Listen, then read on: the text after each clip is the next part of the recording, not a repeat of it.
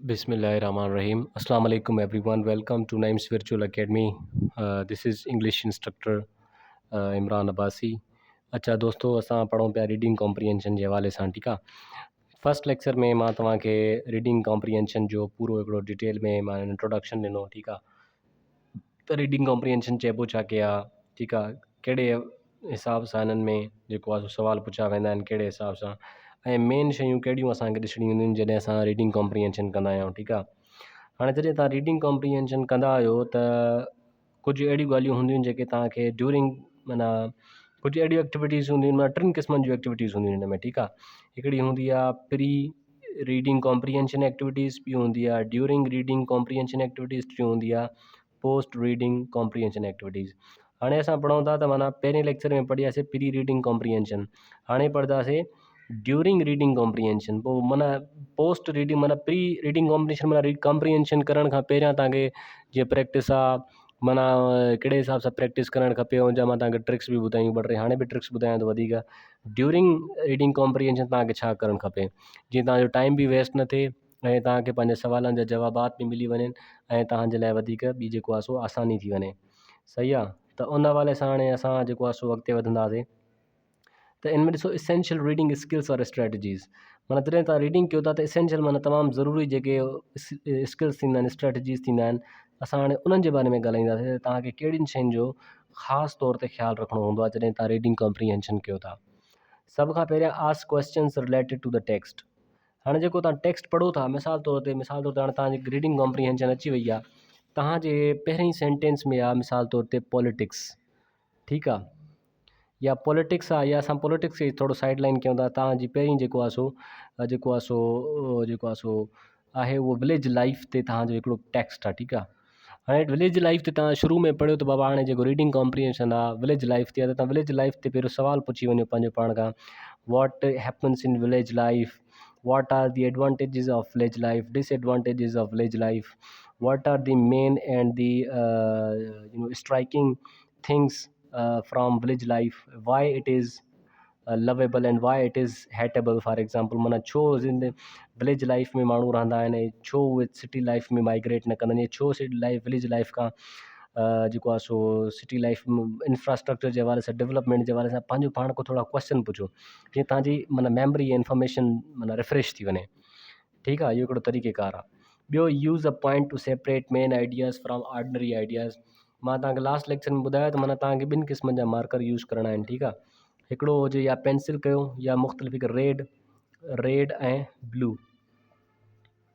Blue हुजे, ठीकु आहे। रेड ऐं ब्लू जा मार्कर, रेड सां तव्हां बेशक मेन पॉइंट्स जेको आहे सो कयो, ऐं हिन सां जेको आहे सो डेट्स एंड फैक्ट्स तव्हां बेशक मार्क कयो।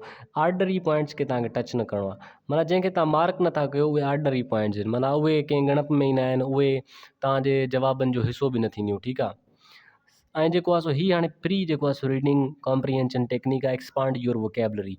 जेतिरी तव्हांजी वोकेबलरी टाइट आहे न, जेतिरी तव्हांजी बहितरीनु वोकेबलरी आहे, त ओतिरो तव्हांजे लाइ आसानु हूंदो कंहिं शइ खे सम्झणु, ठीकु आहे। मिसाल तौर ते तव्हांखे को लफ़्ज़ थो अची वञे, ठीकु आहे, तव्हांखे लफ़्ज़ थो अचे निनकम्पूप फॉर एग्ज़ाम्पल, कॉम्प्रीहेंशन में लफ़्ज़ थो अचे निनकम्पूप। हाणे तव्हांजी वोकेबलरी एतिरी स्ट्रांग कोन्हे, हिन लफ़्ज़ जी माना नथी अचे, पोइ तव्हां छा कंदव, ठीकु आहे। हिनखे चइबो आहे बेवकूफ़, ठीकु आहे, बेवकूफ़ या फूलिश हिनखे चइबो आहे, ठीकु आहे। निनकम्पूप माना फूलिश। पोइ एतिरी जेकॾहिं तव्हांजी वोकेबलरी स्ट्रॉन्ग हूंदी त तव्हां उहो करे सघो था। हाणे जेकॾहिं तव्हां प्ले द रिकॉल गेम, ॾिसो हाणे तव्हां ईअं कयो त जेको आहे हिकिड़ो सेंटेंस पढ़ो तव्हां कोई बि, मिसाल तौर ते तव्हां सेंटेंस पढ़ियो आहे त बाबा फॉर एग्ज़ाम्पल जेको आहे सो चार्ल्स डिकिंस, ठीकु आहे, Charles Dickens wrote a tale of two cities, ठीकु आहे, a tale of two cities. माना हिकिड़ी तव्हां ही बेसिक पॉइंट माना हिकिड़ो जुमिलो पढ़ियो, तव्हां हाणे इहो पढ़ी करे तव्हांखे सम्झ में अची वियो, अखियूं बंदि करे थोरो दिलि में हिनखे दोहरायो, या हिकिड़ो जुमिलो या ॿ टे जुमिला तव्हां दिलि में दोहरायो त बाबा हिन जॻह ते मां पढ़ियुमि त a tale of two cities Charles Dickens लिखियो, ठीकु आहे। माना अखियूं बंदि करे यादि करण वारी हिकिड़ी ट्रिक हूंदी आहे, माना पढ़ंदा वञो, अखियूं बंदि करे हुनखे थोरो यादि कंदा वञो, रिफ्रेश कंदा वञो।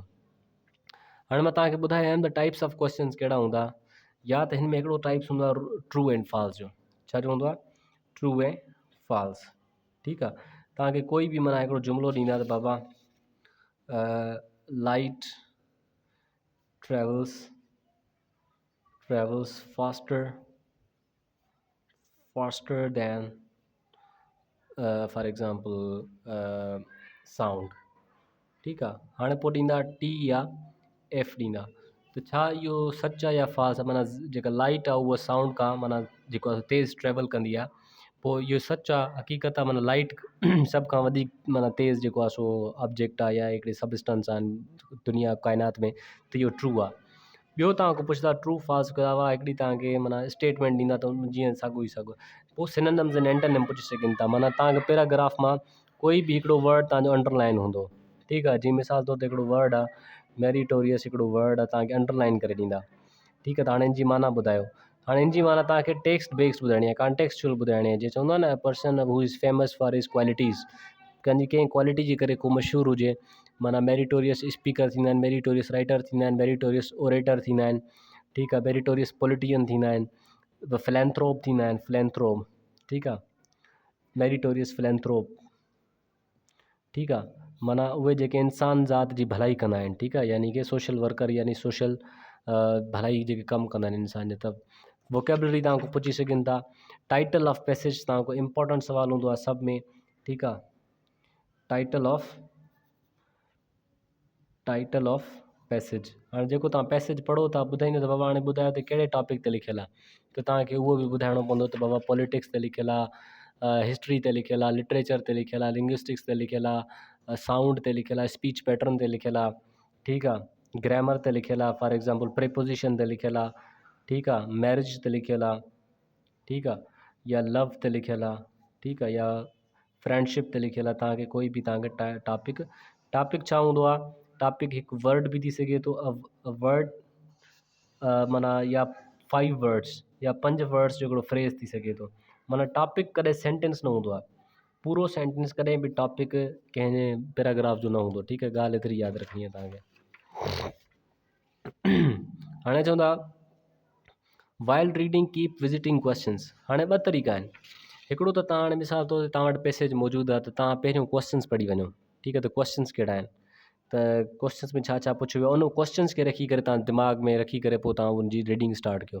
या त वरी ईअं हूंदो आहे जॾहिं तव्हां पढ़ंदा रहंदा आहियो, माना 5-6 लाइना पढ़ी वियो, वरी तव्हां क्वेश्चन्स ॾिसो त बाबा क्वेश्चन्स कहिड़ो मैच थो थिए, ठीकु आहे, इनमें थोरी कन्फ्यूजन पैदा थी, लेकिन बहितर इहो त पहिरियों तव्हां सवाल पढ़ो, सवालनि खे सम्झो, पोइ वरी तव्हां रीडिंग कॉम्प्रिहेंशन की तरफ़ हलिया अचो, ठीकु आहे। चए थो use context clues even if you don't know the vocabulary. हाणे मेन पॉइंट इहा आहे, हाणे हिकिड़ो असां वटि तव्हां वटि पैसेज अची वियो, ठीकु आहे, हाणे इन मां तव्हांखे ऑलमोस्ट तक़रीबन जेका वोकेबलरी अचे ई नथी, वोकेबलरी छा आहे, अचे ई नथी, त छा कंदो? मिसाल तौर ते पोइ तव्हां ॾिसंदो त जेको आहे सो लिखियलु छा जे बारे में आहे, ठीकु आहे, पॉलिटिक्स जे बारे में त तव्हां ख़बर आहे, त पॉलिटिक्स जी बेसिक्स तव्हां ख़बर आहे, त तव्हां जवाबु ॾेई वेंदो।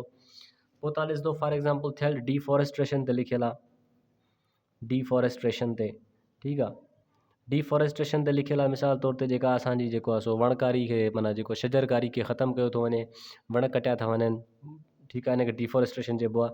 पोइ तव्हां छा कंदो? उनजा काज़िज़ लिखंदो, उनजा काज़िज़ तव्हां दिमाग़ में आणींदो, उनजा इफेक्ट्स आणींदो, ठीकु आहे, ऐं उनजा सॉल्यूशन्स तव्हां दिमाग़ में आणंदो त बाबा, ठीकु आहे, काज़िज़ जेको आहे डिफॉरेस्ट्रेशन जा कहिड़ा आहिनि, माफ़िया आहे पूरी जे पुठियां जेके वण कटराए थी पई, ठीकु आहे, ऐं जेको आहे सो ॿियूं जेको फर्नीचर असांखे ठाहिणो हूंदो आहे, इन जे करे डिफॉरेस्ट्रेशन मजबूरी थी वई आहे।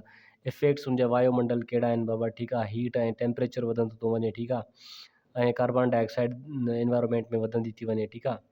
पोइ सॉल्यूशन ईअं आहिनि त बाबा असांखे जेको आहे सो रिहेबिलिएशन ऑफ फॉरेस्ट, माना हथरादू फॉरेस्ट ठाहिणा पवनि, प्लांटेशन करणी पए, ठीकु आहे। पोइ इहे शयूं तव्हां जेकॾहिं ज़हन में कंदो त vocabulary even though you don't know the vocabulary but you will be able to crack the questions so easily.